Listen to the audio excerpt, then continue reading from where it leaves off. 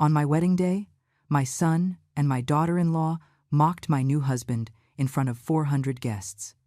They said he wasn't a stepfather. They said he was trash. My daughter-in-law's entire family laughed out loud while I felt the world crumbling beneath my feet. I stood up, trembling with rage, and kicked everyone out of the party. It was then that my husband looked at me with a calmness I had never seen before and said something that changed my life forever. "Honey, I'm a billionaire." But let me tell you how I got to that moment. Because what happened next was something none of them ever imagined. It all started 3 hours earlier, when I, Barbara, at 61 years old, was standing in the most beautiful event hall I had ever seen. 400 guests filled every ivory velvet upholstered chair. The tables shimmered with cream silk tablecloths and centerpieces of white and gold flowers that looked like they were ripped straight from the pages of a bridal magazine. I had hired the best musicians, the best catering, all paid for with my life savings.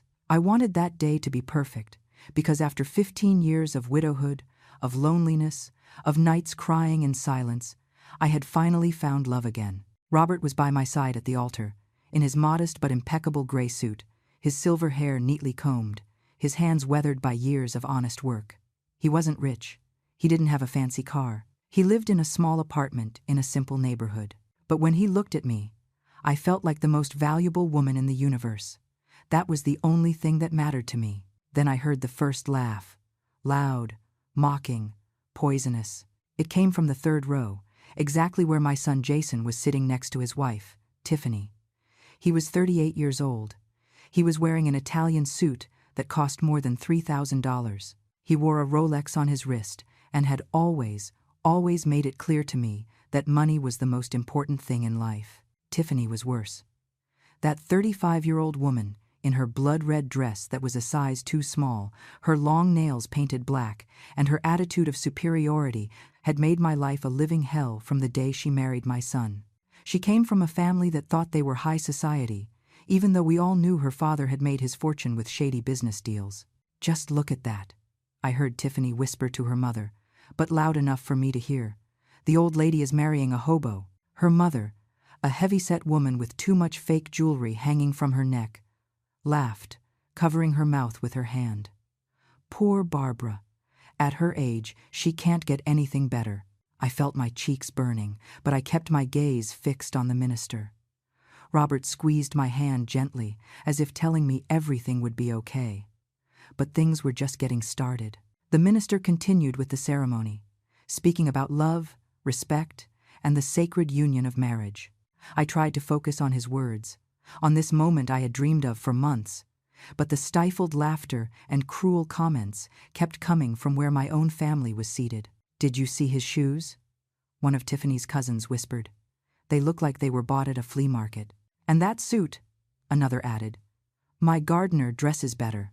The entire row of Tiffany's family was snickering discreetly. They were like hyenas waiting for the perfect moment to attack. I felt my heart breaking into pieces, but Robert remained serene, dignified, as if none of it affected him. That gave me the strength to continue. The moment for the vows arrived. When Robert began to speak, his voice was steady and full of genuine emotion. "Barbara, from the day I met you, I knew you were the woman I wanted to spend the rest of my life with. I have no material riches to offer you, but I give you my whole heart, my eternal loyalty, and my promise to make you happy every single day I have left."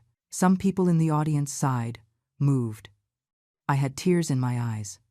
But then I heard Jason let out a sarcastic laugh, loud and clear, that echoed through the entire hall. "This is pathetic," my son said aloud, without any shame. He stood up, champagne glass in hand, swaying slightly. He had been drinking since before the ceremony. "Seriously, Mom? This is the man you chose? This miserable old guy?" The hall fell into absolute silence. 400 people held their breath. The minister stopped speaking and looked at me with concern. Robert squeezed my hand tighter, but his expression remained calm, almost compassionate. "Jason, please," I tried to say, but my voice came out broken, humiliated. "No, Mom. Someone has to speak the truth here." Jason walked toward the center aisle, gesturing dramatically. "You worked your whole life. You sacrificed for me. Dad left you a nice inheritance, and this is what you do with it? Marry a nobody who probably just wants your money? Tiffany stood up too, with a malicious smile on her lips. Jason is right, Barbara. That isn't a stepfather. That's trash you picked up off the street. Her entire family burst into laughter. The mother, the father, the uncles, the cousins. Everyone laughing, pointing, pulling out their phones to record the moment. It was as if they were at a circus and we were the clowns. But then something inside me snapped. It wasn't sadness. It was fury, a burning rage that ran through me from head to toe. I let go of Robert's hand and walked directly toward my son. You know what, Jason? My voice sounded different, stronger, firmer than I had heard it in years. You're right about something. Someone does have to speak the truth here. The silence in that hall was so thick you could cut it with a knife. 400 people watched me with wide eyes, waiting to see what poor, humiliated Barbara would do. My son Jason had that arrogant smile on his face, the same smile he'd used since he was a child when he thought he had won an argument. Tiffany was standing next to him, arms crossed, with that expression of superiority I hated so much. Her whole family kept snickering, enjoying the show as if it were the most entertaining thing they had seen in years. The truth, I repeated, feeling every word leave my mouth with a weight I had never felt before, is that I spent 35 years of my life married to your father. 35 years where I worked 12 hours a day cleaning other people's houses so you could go to the best private school. 35 years where I broke my back, destroyed my hands, sacrificed my health and my youth to give you everything you needed. Jason blinked, and for a second I saw a flash of discomfort in his eyes. But he hid it quickly by taking another sip of his champagne. Your father was a good man, I continued, feeling tears beginning to pool in my eyes but refusing to let them fall. But when he died 15 years ago, he left me alone, completely alone.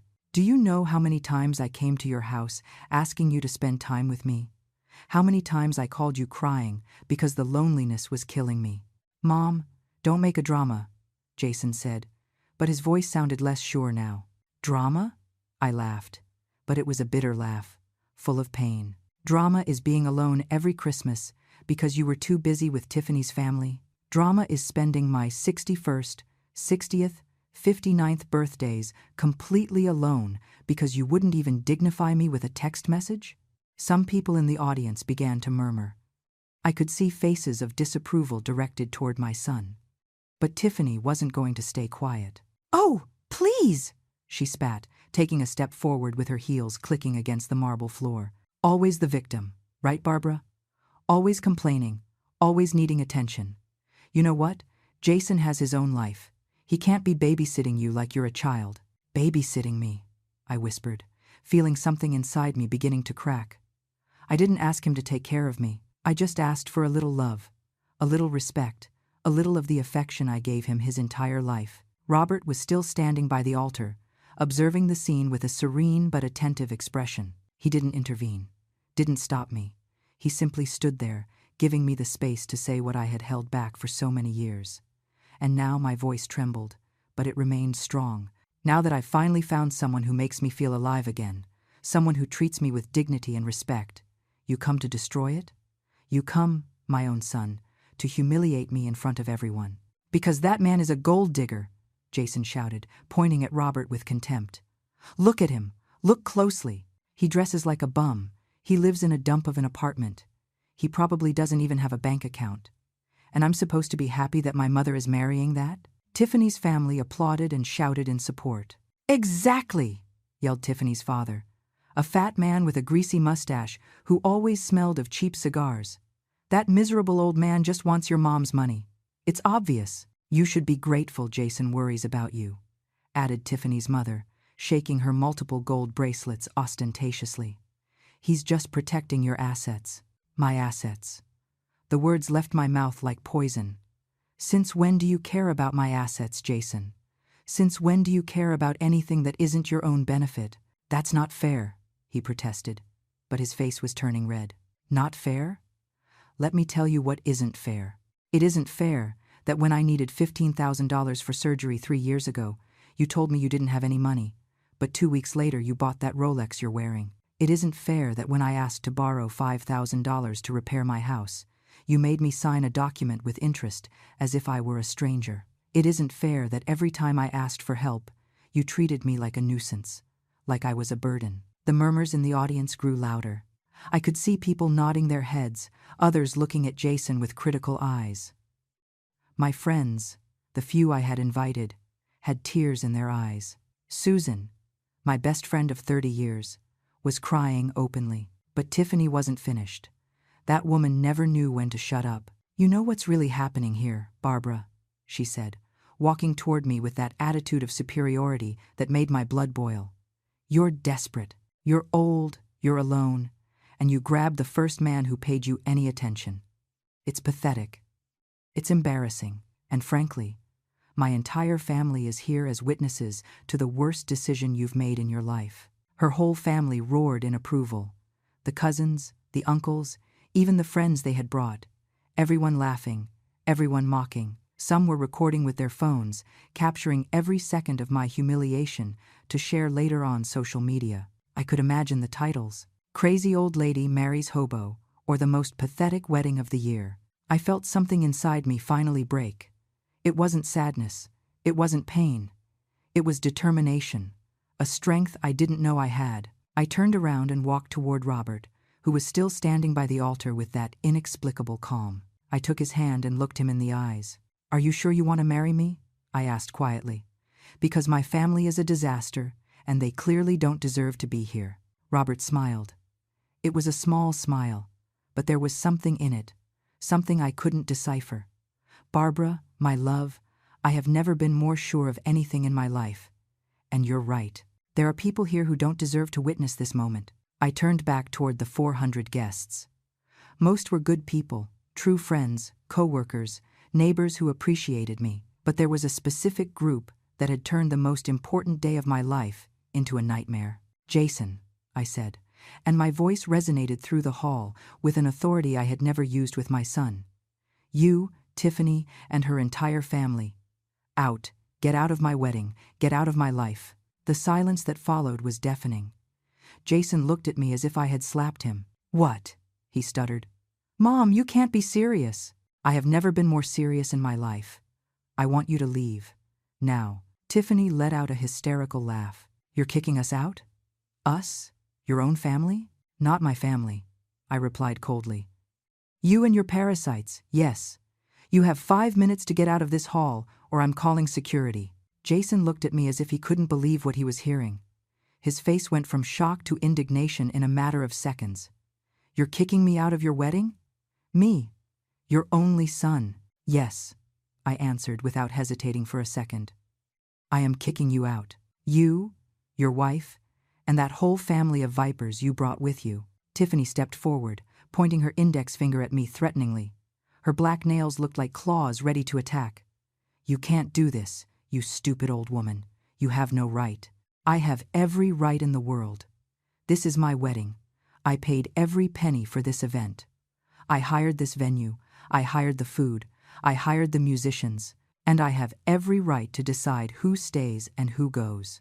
And you people are definitely going." Tiffany's father stood up from his seat, his belly protruding over his belt. "Who do you think you are to talk to us like that? My family has influence in this city. We can ruin you."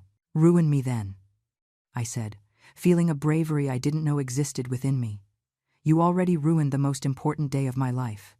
What more can you do to me?" Tiffany's mother stood up too, clanking all her gold bracelets scandalously. "This is an insult, a total lack of respect. We came all the way here to support this ridiculous marriage, and this is how you repay us." "Support?" I laughed bitterly. "You call mocking my husband support? Calling him trash? Humiliating him in front of everyone? That isn't support. That is pure cruelty." One of Tiffany's cousins, a young guy with too much gel in his hair, yelled from his table, "Your husband is trash. We all know it. Just look at him. He looks like a hobo you picked up off the street." Several members of his family laughed and applauded.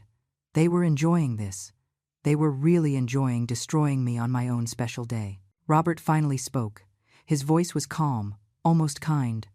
But there was a tone of firmness I had never heard before. "Young man, you don't know me. You know nothing about me, and yet, you feel you have the right to insult me. What does that say about you?" The cousin shut up immediately. as if something in Robert's voice had disarmed him. But Jason wasn't going to give up so easily. He walked up to me, his breath smelling of alcohol and his face red with fury. "Mom, if you kick us out now, if you do this, you will never see me again. You will never see your grandchildren again. I swear to God." Those words hit me like a punch in the stomach.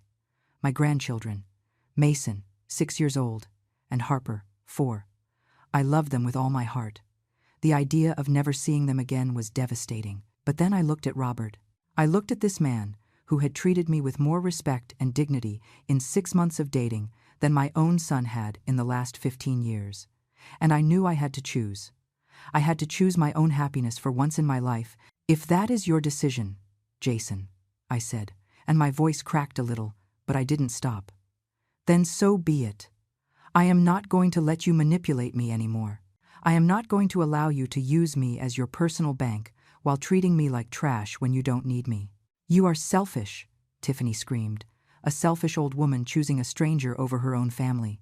"He isn't a stranger," I replied calmly. "He is the man I love, and if you people can't respect that, then you have no place in my life." Jason looked at me with so much hate he almost made me recoil. "You're going to regret this. When that old man steals everything you have, when he leaves you on the street with nothing, don't come crying to my door asking for help." "Don't worry," I said, feeling tears finally begin to roll down my cheeks. "I won't." The atmosphere in the hall was one of absolute tension. The other guests watched the scene with a mixture of horror and fascination. Some of my friends looked like they wanted to intervene, but stood still, not knowing what to do. Susan, my best friend, finally stood up. She was a 63-year-old woman with short white hair and a strong personality I had always admired. "Jason, Tiffany, if you have any decency, you will leave right now and leave Barbara alone. What you are doing is cruel and unforgivable." "You shut up, you nosy old hag," Tiffany snapped at her. "This isn't your problem." "It is my problem when I see my best friend being mistreated by her own family," Susan replied firmly. "And honestly, after seeing how you behave, I perfectly understand why Barbara prefers to marry Robert. He has more class in his pinky finger than all of you combined." That infuriated Tiffany's family even more. They started yelling all at the same time, creating absolute chaos. Insults flew through the air. Some people started getting up from their seats. The hall that half an hour ago was a place of elegance and celebration now looked like a battlefield. "Enough!" I shouted with all the strength in my lungs. My voice echoed through the space, silencing everyone instantly. "I am calling security right now if you don't leave voluntarily." I signaled to the venue manager, a tall, professional man who had been watching everything from the entrance. He nodded and began walking toward us with 2 security guards. "We don't need to be thrown out," Jason said with disdain. "We are leaving of our own free will. This place stinks anyway. And you," he pointed his finger at me, "you disgust me. I hope you're happy with your decision, because you will never have your family again." "Real family doesn't treat you like this," I replied, and I felt Robert move closer to me and take my hand, giving me strength. Tiffany grabbed her designer bag, the same one I had helped her buy last year when she asked to borrow $3,000 she never paid back. "Let's get out of here. This wedding is a bad joke anyway." One by one, Tiffany's entire family began to get up from their seats. There were about 20 people in total. They gathered their things with exaggerated movements, making as much noise as possible, ensuring their exit was as dramatic as their behavior during the entire ceremony. "This isn't going to stay like this," shouted Tiffany's father as he walked toward the exit. "Everyone in this city is going to know what kind of woman you are." "Let them know," I said with a calm that surprised even me. "I don't care what they think anymore." As the procession of toxic people left the hall, some even pushing chairs and throwing napkins on the floor as a final act of rebellion, the rest of the guests remained in absolute silence. It was as if everyone was holding their breath, waiting to see what would happen next. Jason was the last to go. He stopped at the door, looked at me one last time, and said, "Goodbye, Mom. I hope your new life with that loser is worth losing your only son." And he left. The door closed behind him with a final sound that resonated in my heart like a definitive slam. I stood there, in the middle of the hall, shaking. I had just kicked my son out of my wedding. I had potentially broken my relationship with him forever. I had just lost access to my grandchildren, the only innocent creatures in this entire horrible situation. Tears fell freely down my face now. My makeup was ruined. My champagne-colored dress had tear stains. The happiest day of my life had turned into an absolute nightmare. Then I felt Robert's arms surrounding me. He hugged me with such tenderness, with such strength, that for a moment I felt everything would be okay. "I'm so sorry, honey," I whispered against his chest. "I ruined everything. I ruined our wedding." "You didn't ruin anything," he said softly, stroking my hair. "You did the right thing, the brave thing. And I am so proud of you." We stayed like that for a moment, hugging in the middle of the chaos that had been left behind. The other guests began to applaud slowly. First Susan, then other friends, until the entire hall was clapping. It wasn't applause of celebration. It was applause of support, of solidarity. Robert separated gently from me and took my hands. He looked me in the eyes with an intensity I had never seen before. "Barbara, my love, there is something I need to tell you." "What is it?" I asked, wiping my tears. He took a deep breath, as if he were about to reveal something important. "I am not who you think I am." My heart stopped for a second. What did that mean? After everything that had just happened, did he have a secret too? "Robert, what are you saying?" My voice trembled. He smiled, but it was a strange smile, sad and happy at the same time. "Honey, I'm a billionaire." I stared at him as if he had spoken in another language. The words had left his mouth, reached my ears, but my brain refused to process them. "What did you say?" "I am a billionaire, Barbara," Robert repeated with absolute calm. "I have over $2 billion in assets, properties in 12 countries, companies, investments, everything." I felt my legs beginning to give out. Susan ran toward me and held me by the arm. "Barbara, breathe, breathe, friend." But I couldn't breathe. I couldn't think. Everything that had happened in the last hour, the humiliation, the pain, kicking out my own son, and now this. "I don't understand. I don't understand anything. You live in a small apartment. You drive an old car. Your clothes. It is all a conscious choice," Robert said. And his voice was so gentle it made me want to cry again. After my first wife died 8 years ago, after seeing how everyone around me only wanted my money, I decided to live simply. I wanted to find someone who loved me for who I am, not for what I have. The hall was in complete silence. Everyone was listening to every word with absolute attention. This was more dramatic than any soap opera they had ever seen. "That's why you wear those clothes," I whispered, beginning to understand. "That's why you live in that place. That's why you never let me pay when we went out." "Exactly," he nodded. "And I found exactly what I was looking for. I found you, Barbara, a genuine woman with a good heart who treated me with respect and affection even when she thought I had nothing to offer except my love." Tears returned to my eyes, but this time they were different. They weren't tears of pain or humiliation. They were tears of something I couldn't name yet. "Why tell me now? Why here, after all this?" Robert looked toward the door where Jason and Tiffany had left minutes before. "Because I wanted you to see who they really are. I wanted you to see their true character when they thought I was nothing. And I wanted you to make your own decision about them before knowing the truth about me." "My God," I whispered, bringing my hands to my face. My son just insulted and humiliated a billionaire." "Your son just insulted and humiliated the man you love," Robert corrected gently. "The money shouldn't change that." He was right. He was absolutely right. But my mind kept spinning, processing this impossible information. $2 billion? How? From where? Robert smiled, and for the first time, I saw a flash of pride in his eyes. "I started with nothing, just like you. I worked in construction for 20 years. I saved every penny. I invested in real estate when no one else did. I bought properties everyone said were worthless.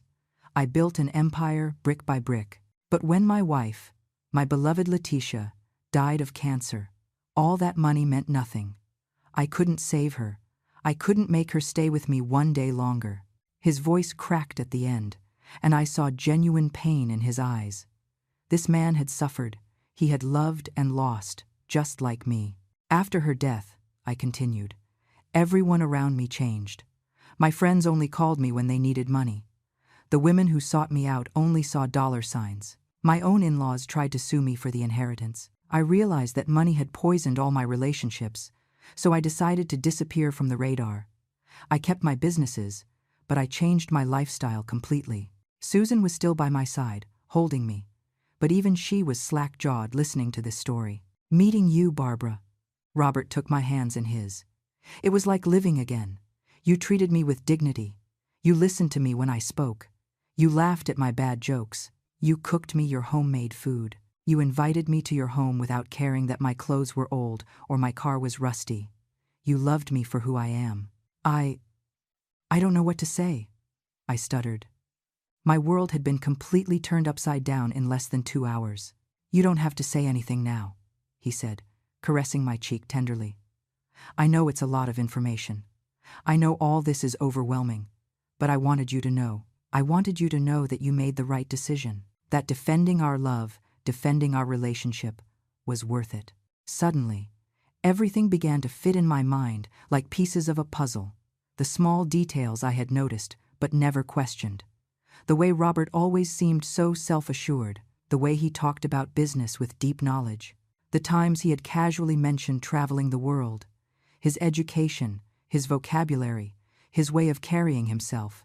Everything made sense now. Did anyone else know? I asked. Did anyone know the truth about you? My lawyer, Charles, Robert replied. He is here today, in row 12. He has been handling my affairs for the last 8 years. I asked him to come to our wedding as a witness. I looked toward row 12 and saw a distinguished man of about 50, dressed in a clearly expensive suit, nodding when our eyes met. He looked like someone important. How had I not noticed him before? And what happens now? I asked, feeling completely lost. What does all this mean for us? Robert smiled at me with that same love I had seen in his eyes from the first day we met. It means that now we can start our life together without secrets. It means I can give you everything you deserve. It means you will never have to worry about money, about security, about anything ever again.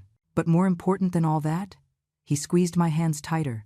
It means I found someone who truly loves me, and that is worth more than all the millions in the world. Tears fell down my face freely now. I couldn't control them. Everything was too much. The emotion, the shock, the revelation, everything mixed into a whirlwind of feelings I couldn't process. Susan hugged me tightly. Friend, I always told you this man was special. I always knew it. Other guests began to approach, offering words of support and congratulations. But I was still in a state of shock, trying to process this new reality. There is something else you should know, Robert said softly. The money your son Jason lent you with interest, the $5,000. I already paid it without you knowing. I deposited the full amount into his account 3 months ago. What? My voice sounded like a squeak. I didn't want you to have that debt on your shoulders, but I asked Charles to do it anonymously. I wanted to see if Jason would mention it to you, if he would return the money or tell you the debt was settled. He never told you anything, did he? I shook my head slowly, feeling a new wave of betrayal hit me. He never told me anything. In fact, 2 weeks ago he called me, asking when I was going to pay him. Robert sighed sadly. I imagined so. That's why I needed you to see his true character before we got married. I needed you to know exactly who you were dealing with. Then it all made sense. The test.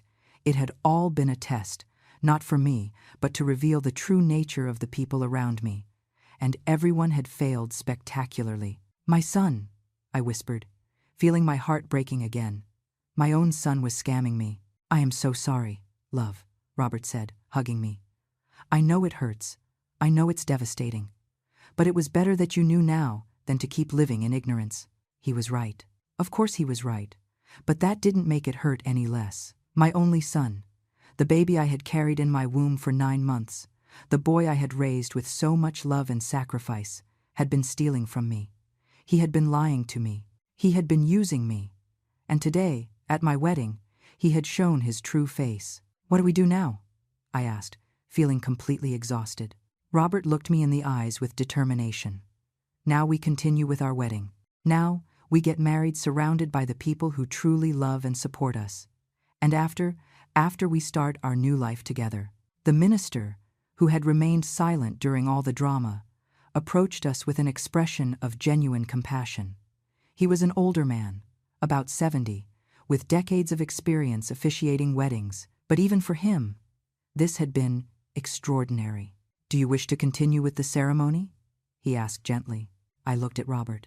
I looked at the hall full of people who had witnessed my humiliation and my defense.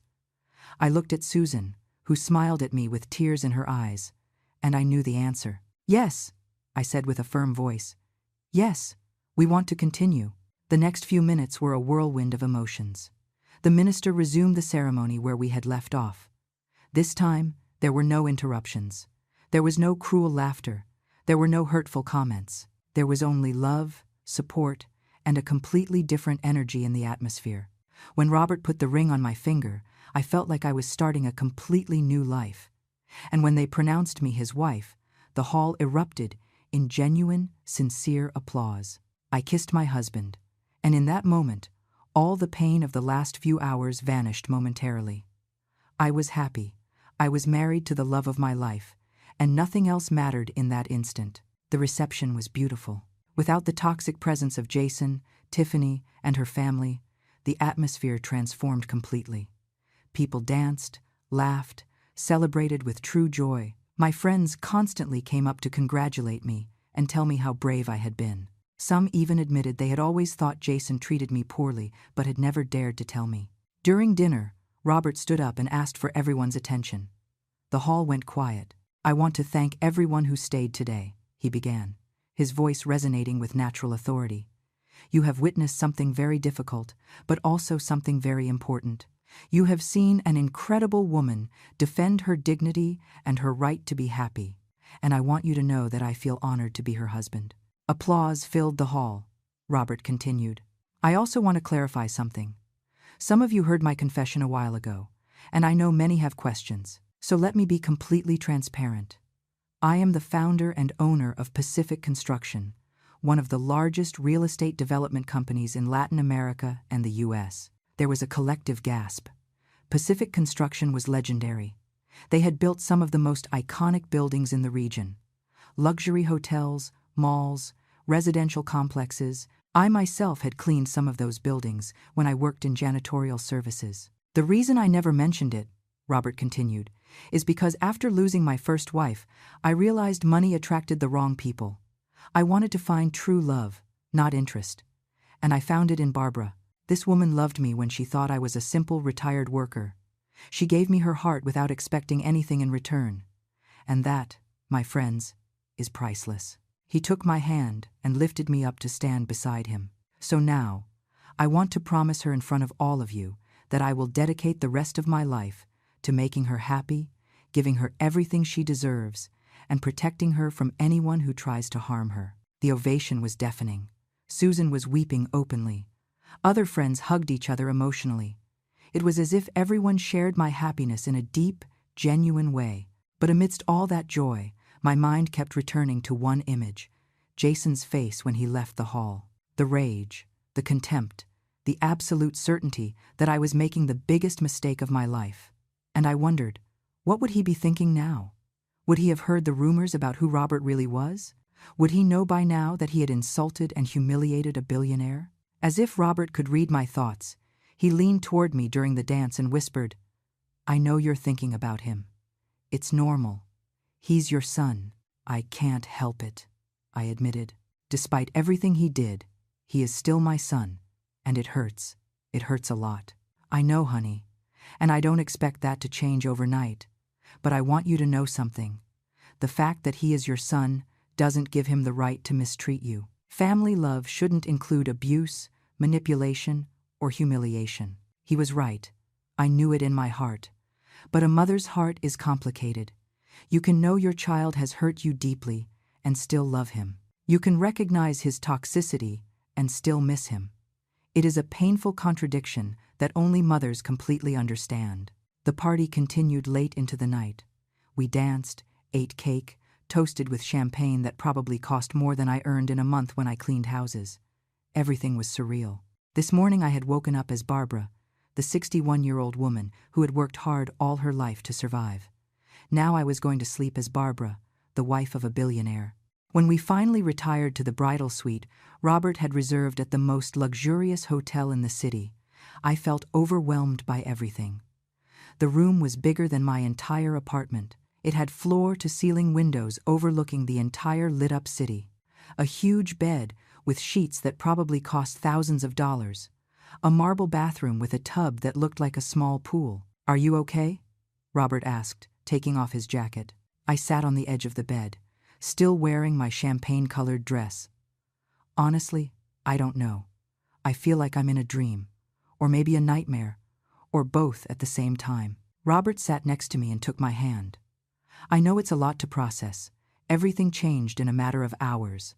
But I want you to know something very important, Barbara. Nothing between us has changed. I am still the same man you met 6 months ago. The same man who fell in love with your laugh, your kindness, your strength. The money is just money. It doesn't define who I am. But it changes everything," I whispered. "It changes absolutely everything." "It doesn't have to," he insisted. "We can keep living simply if that is what you want. Or we can enjoy some comforts. You decide. This is our life now, our decision." I looked him in the eyes and saw the same tenderness I had always seen, the same gentleness, the same love. And I realized he was right. The money hadn't changed him. He was still Robert, my Robert. "I want to ask you something," I said after a moment of silence. "Why me? Of all the women you could have chosen, why did you choose a 61-year-old widow with a problematic son and a complicated life?" Robert smiled, and it was that smile that made my heart melt. "Do you remember the day we met?" I nodded. It had been at the local grocery store. I was buying vegetables, trying to find the cheapest ones. He was in the same aisle, and our carts had collided accidentally. "You apologized like 5 times, Robert recalled with a smile. "And then, when you saw a tomato had fallen from my cart and rolled under a shelf, you got down on your knees to pick it up. You knelt down, with your bad knee that always bothers you, to pick up my tomato. And when you handed it back and I thanked you, you smiled at me with such warmth, with such genuine kindness, that I knew in that moment you were special." I didn't remember that detail about the tomato. It had been such a small, insignificant gesture. "After that," he continued, "we started running into each other regularly at the store, always on Thursday mornings. And every time I saw you, I learned something new about you. Your patience with the clerks, your generosity with the kids selling candy outside, the way you greeted everyone with respect, no matter who they were. I saw your soul, Barbara, and I fell in love with it." Tears began to fall down my cheeks again. It seemed I hadn't stopped crying all day. "So yes," said Robert, wiping my tears with his thumbs. "Of all the women I could have chosen, I chose you, because you are real, because you are good, because you make me feel alive again." We kissed, and in that kiss was a promise of a future together, no matter what challenges came.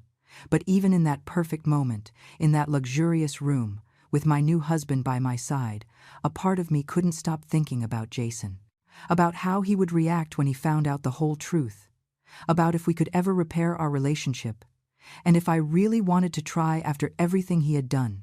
I woke up the next morning in that huge bed, wrapped in sheets that felt like clouds. For a moment, I thought it had all been a dream. The wedding, the humiliation, Robert's revelation. But then I turned my head and saw him there, sleeping peacefully beside me, and I knew it was all real. Everything had happened. My life had changed forever in 24 hours.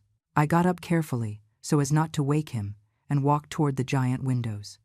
The city stretched out below us, bathed in the golden light of dawn. From this height, everything looked so small, so insignificant, and I wondered if this was how Robert saw the world from his position of power and wealth. "Good morning, my love," I heard his voice behind me.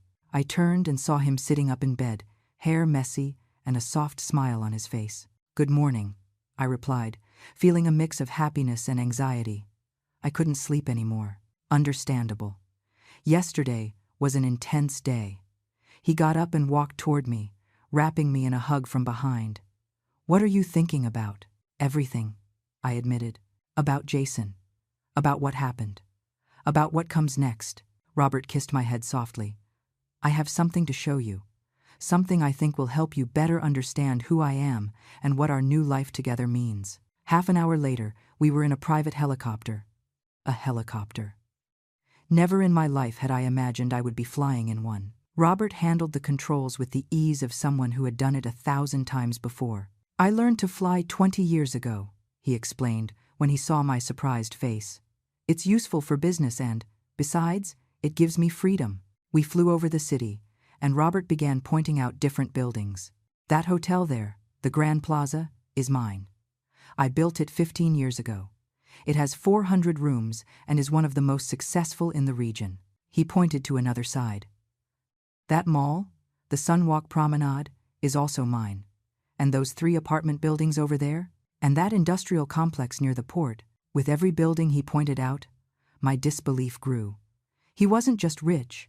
He owned significant parts of the city where I had lived my entire life. I had cleaned floors in some of those buildings, never knowing who their true owner was. Do you see that hospital? He pointed toward a modern building with a red cross on the roof. I donated it 5 years ago. My wife Letitia died of cancer, and the public health system didn't have the necessary resources. So I built a complete hospital dedicated to free oncology treatment for low-income people. That information hit me like a punch. Free? Completely free, he confirmed. No one should die because they can't pay for their treatment. Letitia had access to the best doctors in the world, and we still couldn't save her. But at least I can help others who don't even have that opportunity. I began to see Robert in a completely different light. He wasn't just a rich man.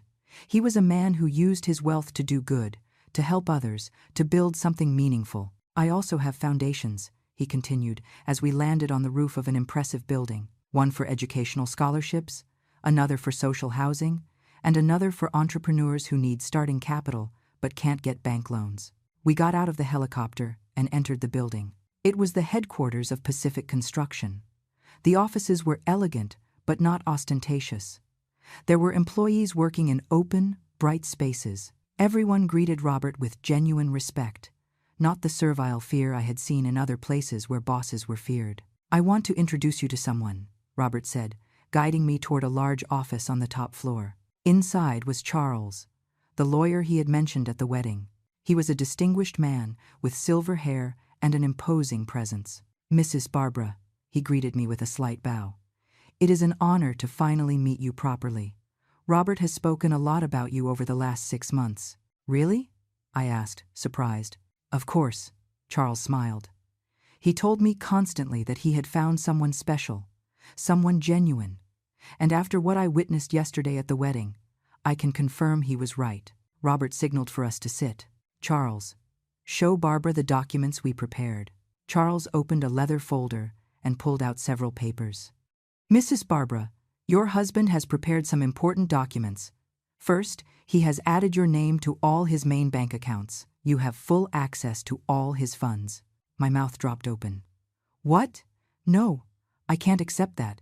We just got married yesterday. You are my wife, Robert said firmly. What is mine is yours. It's that simple. Furthermore, Charles continued, he has transferred ownership of 3 properties to your name: a beach house, an apartment in the city, and a ranch in the mountains. He has also established an investment fund in your name with an initial value of $50 million. I felt dizzy. $50 million. For me. A woman who had spent most of her life worrying about how to pay the rent every month. Robert, this is too much, I protested. I can't. Yes, you can, he interrupted gently. And there is more. I have also established trust funds for your grandchildren. Mason and Harper will each have $10 million available when they turn 25, specifically designated for their education, starting a business, or whatever they choose to do with their lives. Tears began to fall down my face. My grandchildren. Despite everything Jason had done, Robert was thinking about my grandchildren's future. Why? Was all I could say. Because they are innocent, Robert replied. Because they aren't to blame for their parents' actions. And because they are your blood, Barbara. They are important to you, so they are important to me. Charles continued explaining more details. There were life insurance policies, diversified investments, commercial properties. The amount of money was so astronomical my brain simply couldn't process it. Also, Robert said after Charles finished, I want you to know you have total freedom over how you want to live your life. If you want to keep living simply, we can do that. If you want to travel the world, we will do it. If you want to dedicate yourself to charitable causes, I will support you completely. This is your life now, Barbara. You decide how you want to live it. We spent the rest of the day touring his company's facilities. I met managers, architects, engineers. Everyone spoke of Robert with genuine admiration. He wasn't just a boss. He was a leader who cared about his people. He had created training programs, generous benefits, opportunities for real growth. My philosophy has always been simple, he explained as we ate in an exclusive restaurant on the building's top floor. If you take care of your people take care of your business. Many of my employees have been with me for over 20 years. I have seen them grow, start families, achieve their dreams, and that makes me happier than any amount of money. In the afternoon, when we returned to the hotel suite, I felt completely overwhelmed. I had seen and learned so much in a single day. My perspective on everything had changed drastically. How are you processing all this? Robert asked as we sat on the balcony with a glass of wine. Honestly, I don't know, I admitted. Part of me still feels like I'm going to wake up and it will all be a dream. Another part of me feels guilty. Guilty? Why? Because while I struggled to survive, cleaning floors in buildings that were yours, you had all this power, all this wealth. It feels, I don't know, disproportionate. Robert nodded thoughtfully. I understand that feeling. Inequality in the world is brutal and unfair. That's why I do what I do. The foundations, the hospital, the housing programs. I try to use my privilege to create opportunities for others. But you're right, it will never be enough. I can never completely compensate for the injustice of the system. And Jason? I asked, finally voicing the question that had been haunting my mind all day. What happens with him? Robert sighed. Charles has been monitoring the situation. Apparently, your son and Tiffany are having some serious financial problems. They have been living beyond their means for years. They have massive debts. And now, after what happened yesterday, some of their business partners are distancing themselves from them. How do you know all that? I asked, surprised. Because I asked for them to be investigated, Robert admitted. Not to hurt them, but to understand the full situation. And what we discovered is worrying. Barbara, your son is on the brink of bankruptcy. He owes money to many dangerous people. I felt my stomach twist. How bad is the situation? Very bad. He owes close to $2 million between bank loans, credit cards, and failed investments. And some of his creditors aren't exactly patient or legal. My heart sank. Despite everything Jason had done to me, he was still my son. The idea that he was in danger terrified me. $2 million, I repeated, feeling panic begin to take over. How is it possible he owes so much money? Robert took my hand. According to Charles's investigation, Jason invested in several fraudulent businesses. He bought stocks in shell companies. He borrowed money at usurious rates to maintain his luxurious lifestyle. And Tiffany didn't help. She spends as if money were unlimited. Designer bags, jewelry, trips to Europe, all on credit cards that are already maxed out. I brought my hands to my face. My God. And here I am, with access to millions, while my son is sinking in debt. Barbara, look at me. Robert lifted my chin gently so our eyes met. Your son humiliated you publicly. He called you horrible things. He ruined the most important day of your life, and he did it when he thought I had nothing to offer you. Do you really believe he deserves your compassion after that? He's my son, I whispered, tears starting to fall again. I know he treated me horribly. I know he was cruel. But he's still my son, Robert. I can't just turn off those feelings. Robert nodded with understanding. I know, and I'm not asking you to. But you need to understand something. If you give him money now, if you rescue Jason from this situation, he will never learn. He will never face the consequences of his actions. And most importantly, he will never truly value your sacrifice. But you said some of his creditors are dangerous. What if they hurt him? What if they hurt Tiffany? Or worse, my grandchildren? The kids are safe, Robert assured. Charles already took care of that. We hired discreet security to watch them. No one will touch Mason or Harper, I promise you. That information gave me some relief, but the knot in my stomach wouldn't disappear. And Jason? Are you watching him too? Yes. And here is where things get interesting. Robert leaned back in his chair. His expression became more serious. 3 days ago, Jason found out who I really am. A partner of his showed him a Forbes article where I appear on the list of the richest men in Latin America. My heart stopped. And what did he do? At first he didn't believe it. He thought it was a coincidence of names. But then he looked up photos and recognized me. Since that moment, he has tried to contact me 12 times. Calls, messages, emails. All through my company's official channels. And what did you do? Nothing. I ignored every attempt. But Charles saved all the messages. Do you want to hear what they said? I wasn't sure I wanted to know, but I nodded anyway. Robert took out his phone and began to read. First message. Mr. Robert Sterling, I am very sorry for the misunderstanding at the wedding. I didn't know who you were. Please allow me to explain. He paused and looked at me. Notice how he says he regrets the misunderstanding, not his actions, as if the problem was that he didn't know I was rich. He continued reading. Second message. Sir, I am Jason, Barbara's son. I need to speak urgently with you about a business matter. I have a proposal that could be mutually beneficial. Robert let out a bitter laugh. He doesn't even mention his mother. He goes straight to asking for business favors. Third message, he continued reading. This one was sent last night. Mr. Sterling, I am going through a complicated financial situation. As your wife's son, I hoped we could speak as family. I am sure we can reach an agreement that benefits everyone, especially Mom. I felt nauseous. Is he using my name to manipulate you? Exactly. And there is more. Message number 7. Mr. Robert, I know I made mistakes at the wedding. I was drunk and wasn't thinking clearly. But I am Barbara's only son. The grandchildren she adores are my children. Do you really want to break that family relationship? I can make her happy if you help me solve my current problems. That is emotional blackmail, I said, feeling rage begin to replace concern. Absolutely. And the most recent message, sent this morning. Robert, I need $500,000 by the end of the week, or I will be in serious trouble. As my mother's husband, you have a moral obligation to help her family. I promise to pay it all back with interest. I trust in your understanding. I stayed silent for a long moment, processing everything I had just heard. My son hadn't called to apologize to me. He hadn't tried to repair our relationship. He hadn't shown an ounce of genuine regret. He only wanted money.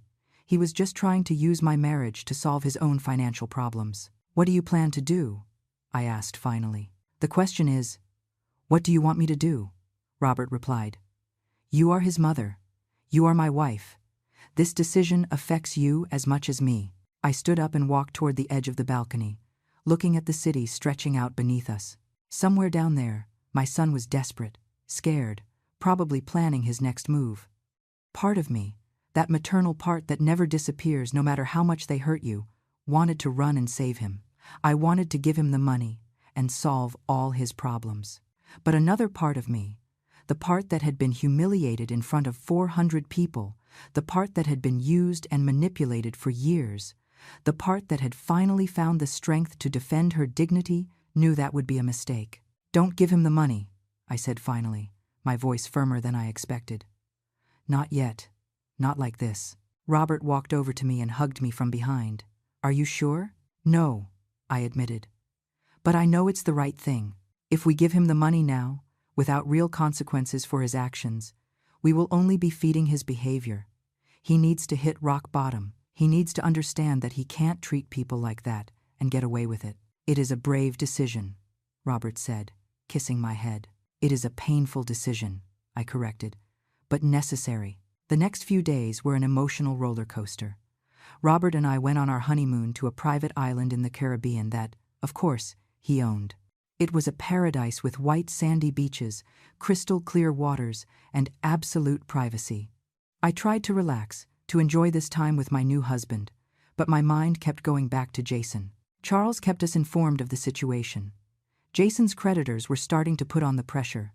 They had repossessed his luxury car. They had frozen his bank accounts. The house where he lived with Tiffany and the kids was in foreclosure. And Tiffany? I asked during one of the video call updates.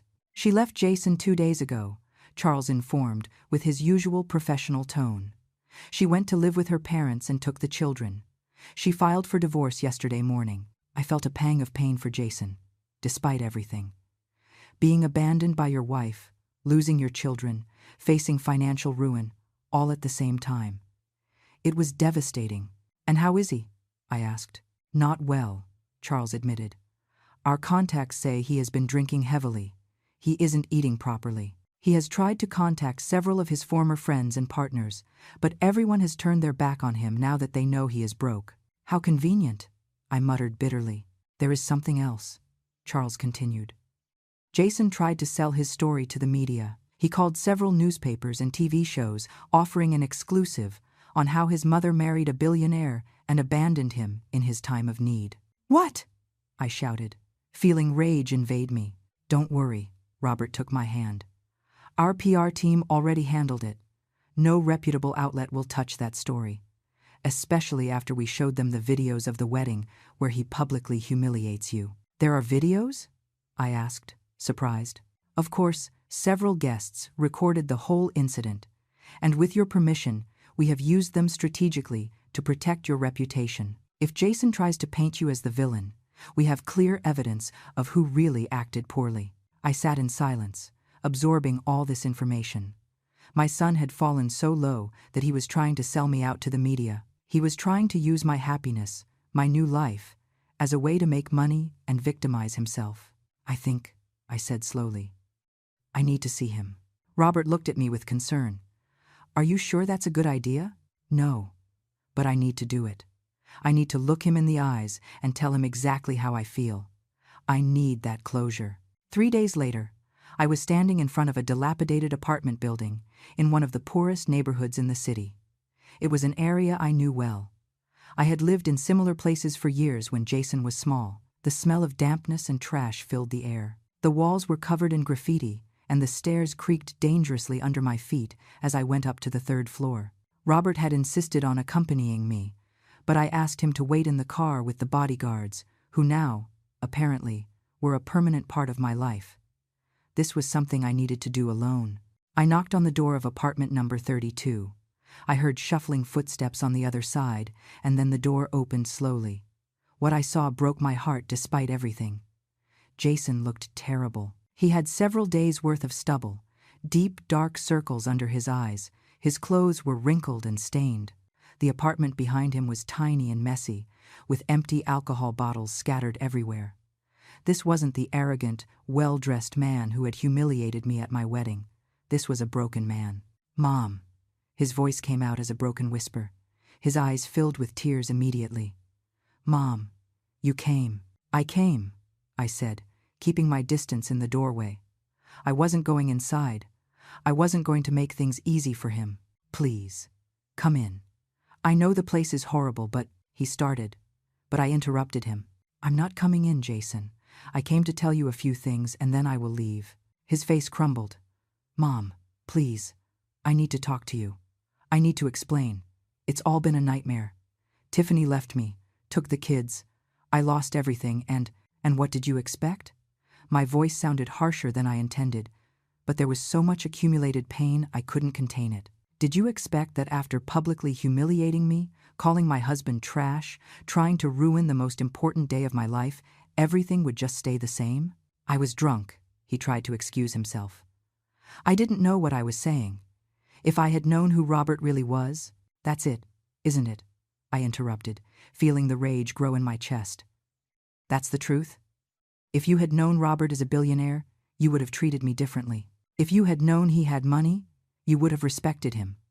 But because you thought he was poor, that he was worth nothing, you felt you had the right to treat us like trash. No, Mom, it's not like that, he stuttered. But we both knew it was exactly like that. Yes, it is, Jason.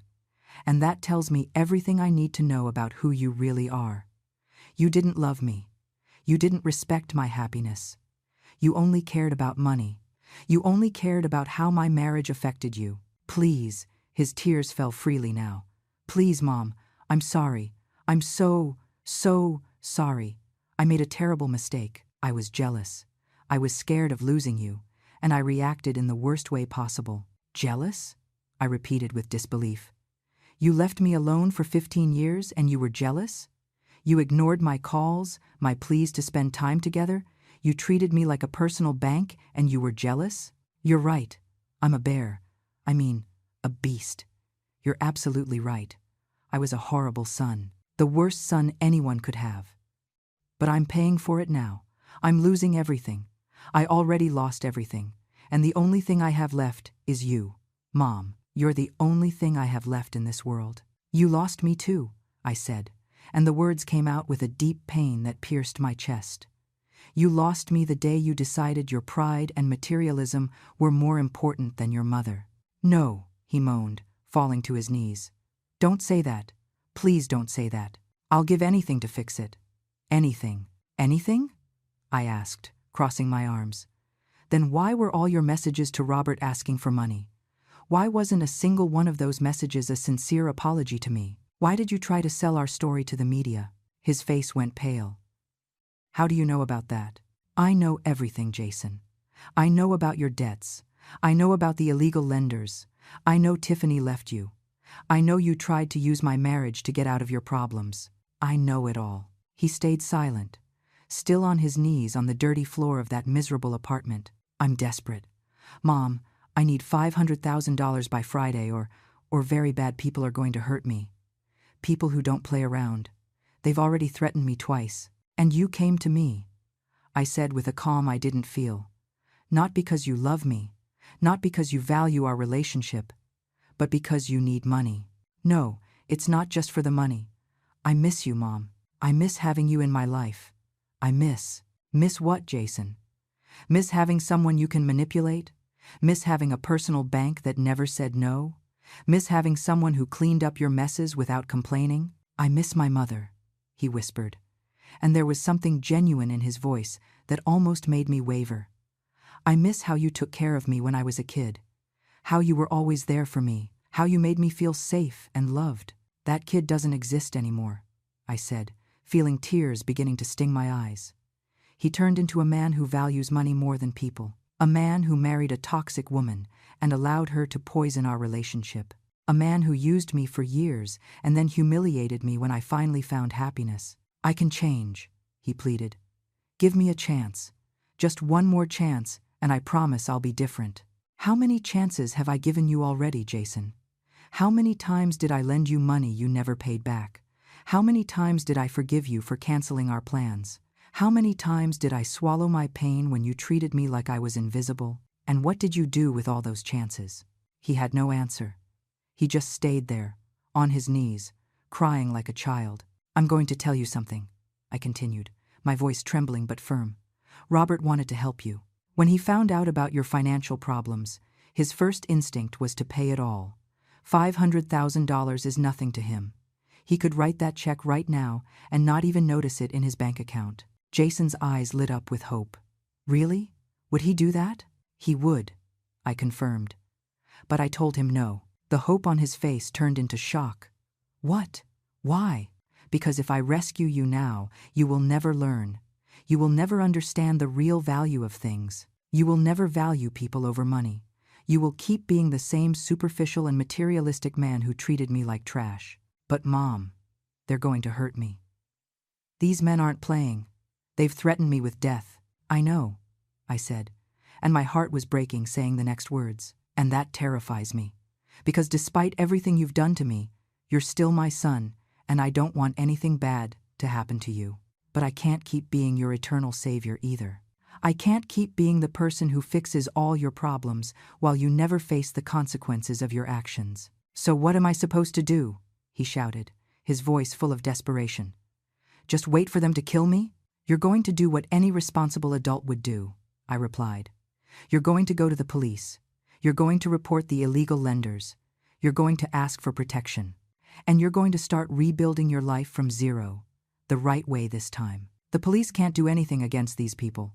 They're too powerful. They have too many connections. Then I'll give you something better than money, I said, taking a business card out of my purse. It was Charles's. This is Robert's lawyer. He is one of the best in the country. Call him. He will handle your legal situation, protect you from the lenders, and help you file for bankruptcy in an orderly way. Jason took the card with trembling hands. And then what? After I'm safe, you will come back to my life. That depends on you, I replied. It depends on if you really change, if you learn from this, if you can become the man I know you can be, the man I raised you to be. And my kids? Can I at least see them? Can they meet their grandmother again? That question hit me hard. Mason and Harper. I had missed them every day since the wedding. I will talk to Tiffany, I promised. But she doesn't owe me anything. If she decides she doesn't want me to see the kids for now, I'll have to respect that decision. She hates you, Jason said bitterly. She says this is all your fault, that if you hadn't married that old man, none of this would have happened. Of course she says that, I replied without surprise, because assuming responsibility would mean admitting her unsustainable lifestyle contributed to this situation. I turned to leave. But then Jason called me one last time. Mom, wait, just tell me one thing. Will you ever be able to forgive me? I stopped in the hallway and looked at him over my shoulder. I don't know, Jason. Honestly, I don't know. But I can tell you this. I want to be able to. I want to believe my son is still in there, under all that pride and materialism. So prove it to me. Prove to me that you're worth it. 6 months later, I was sitting on the terrace of our new house, a beautiful villa overlooking the ocean that Robert had designed specifically to my tastes. The sea breeze caressed my face while I drank my morning coffee and watched the waves breaking against the private beach. It was a life I had never imagined for myself, and yet, here I was, living it. My phone rang. It was Susan, my friend. Barbara, turn on the news, Channel 7, quick. With my heart racing, I turned on the TV. What I saw left me breathless. It was Jason, but not the destroyed man I had seen 6 months ago. He was in a simple but dignified suit, standing in front of a group of young people at what looked like a community center. A year ago, Jason was saying to the camera, I lost everything. I lost my house, my marriage, my money. But worst of all, I lost my dignity and almost lost my mother. Today I am here to tell these young people my story, not so you pity me, but so you learn from my mistakes. The reporter asked him questions about his fall and his recovery. Jason spoke openly about his debts, about how he had lived beyond his means, about how he had valued material things over the people he loved. My mother, he said, and his voice cracked a little, gave me the hardest but most important lesson of my life. She let me fall. She let me face the consequences of my actions, and at first I hated her for it. But now I understand it was the greatest act of love she could have given me. Robert appeared behind me and put a hand on my shoulder. Are you okay, honey? I don't know, I whispered, unable to take my eyes off the screen. The report continued showing how Jason had declared bankruptcy with Charles's help, how he had found a job at a construction company, starting from the bottom as an assistant. They showed his small but clean and tidy apartment. They showed how he now gave talks at schools and community centers about financial literacy and the consequences of materialism. And his relationship with his mother? Asked the reporter. Jason lowered his gaze. We are working on that. Slowly. She gave me her number 3 months ago, and we talk once a week. They are difficult conversations. There is a lot of pain to heal, but for the first time in years, I feel like we are being honest with each other. It was true. After he called Charles that day in his apartment, things had begun to change gradually.